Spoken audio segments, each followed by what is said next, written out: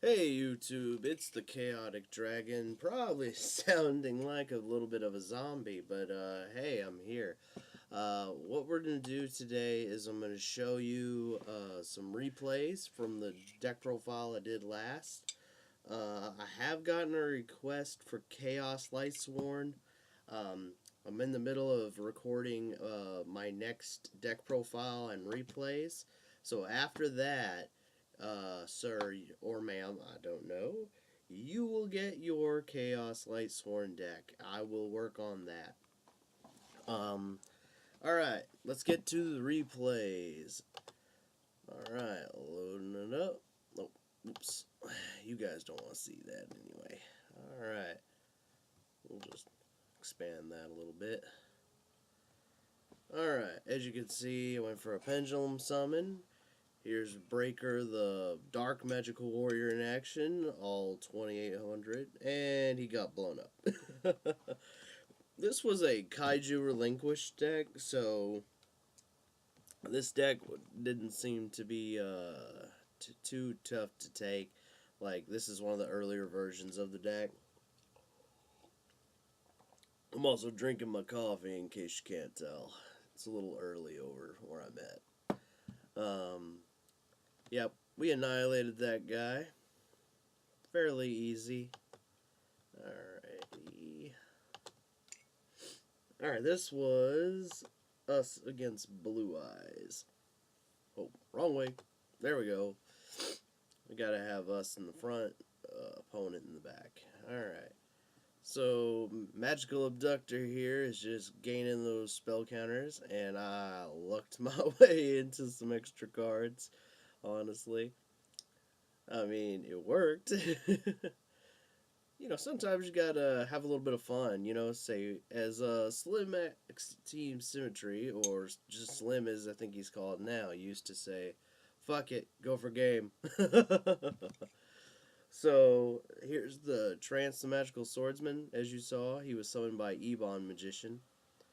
And he's kind of the center of the deck, because he's just flat out bigger than the Dark Magician in terms of attack. And that was my pro move, getting rid of vanities so I could search. And he saw Odd's Fusion and said, nope, I'm out. Alright, let's see here. Next one.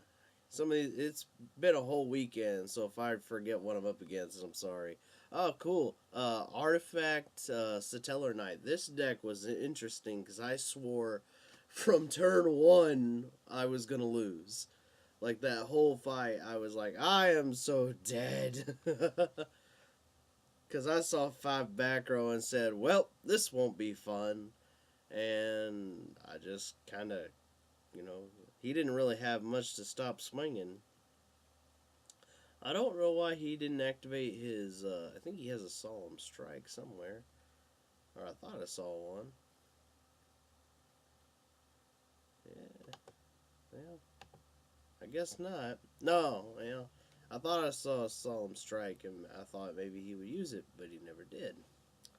That's the thing, though. Sotelo Knights, if they don't have the appropriate back row, Pendulum decks kind of just run them over, because if they're not negating summons, like, Trevor is just an empty threat, because you're just like, okay, yeah, bounce it all back to my hand so I can just summon it all again. Now, I don't know why he didn't activate his Vanity sooner. I mean, far be it for me to tell a guy how to play his deck, but he could have blocked this whole summon a lot sooner than he did. But I mean, he could be playing 2 archetypes he's never played before, so I don't know. Like I said, I don't really pay attention to the caliber of the player I'm playing. Like, I play Yu-Gi-Oh! For the fun of it. So whether you're a pro or a scrub, I'm going to enjoy this game. As you can see, he just had nothing to block my swings with, so I just, you know, wreck face. And that's kind of how Pendulum decks seem to win. Here we go. Oh, here we are. We're up against, yeah, a future deck, the Draco Lord Yang Zings. And I summoned First of the Dragons, and this guy cannot handle it. This card right here, I'm telling you, you want to pay attention because this card is going to stop this deck, and this is Dragon Rulers 2.0. Um, it's stupidly powerful. They can spam the board with monsters and synchro monsters thanks to using the Yang Zings. And at this point, he quit, and I know why. It's because I peeked into his deck and extra deck, and he wasn't going to get out around this. He didn't play Regeki or Dark Hole. He wasn't playing any kind of monster removal that wasn't from a monster. So ultimately, all I would have had to do is just slow the game down or really start hitting his little Yang Zings, in which case is going to cause him to thin out his deck, and then he's going to deck out. Because I'm not going to care if he kills all my other monsters, because I'm just going to leave this fucker in defense mode, and then of course my monsters are all Pendulum, so they're all going to end up over here. So I could just every turn bring out my strongest guys and keep killing all these little Yang Zings, and he would have been able to stop me. So something to keep in mind if you're playing a deck with normal monsters is First of the Dragons. I don't even care if you're playing meta foes. You whip out First of the Dragons and throw them in defense mode, you've almost got this like perfect shield. They're going to have to waste a magic trap card, or they're going to have to play a normal monster to get around him. And right now, traps aren't very prevalent in the game, and the only spell most players are playing that gets rid of monsters is Regeki. I'm not saying they don't side Dark Hole, and of course you could Kaiju over this, but that, like I said, that's a side card. So for this guy's deck, he would have to side a Kaiju to get rid of this. So it's almost a perfect like game one shield. Alright, let's see here. Next one. And oh, here's another we were up against another Sotelo Night deck. And I can't remember, but I'm pretty sure I lost that one. I can't remember. I may have won this one. Mind you guys, I have had a weekend, so I was away from the internet. It was different. And there's that First the Dragons, like I was talking about. Yeah, that First the Dragons is really a pesky to this deck. Yeah, you'll see here in a minute. When he goes for that Trevor. Yep, he's going to go for that Trevor play. You know, bounce all his stuff back. Or all the stuff back. So, there it is. And he can't get through this. That's kind of my trump card against these kinds of decks. I think he did, if I recall. He does have answers to it. I can't remember. I looked. Okay, so I'm right. He doesn't have a main deck answer to this. And that was why I think ultimately he gives up. Like, ultimately, he can't win the game because he doesn't have an answer to this. So I just leave this thing in defense mode. He doesn't have a Kaiju. He doesn't play Regeki. This card doesn't have an effect that activates, so we can't strike it. We can't Sotelo Nova Alpha it, and there's nothing in the extra deck that'll get rid of it. No matter how strong it is, so... At least I'm pretty sure there's nothing. I mean, he could play his own version of that card. Yeah, he really had no answer to the first. See, that's what I'm telling people. If you play normal monsters, make it worth it. Play First of the Dragons and watch your opponent go, what? I can't do anything.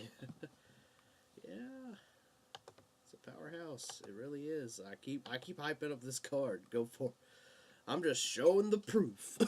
Now, this is against a Monarch player, but he is... I don't think he likes to play Monarchs the way they were intended. So, like, I mean, his deck was interesting.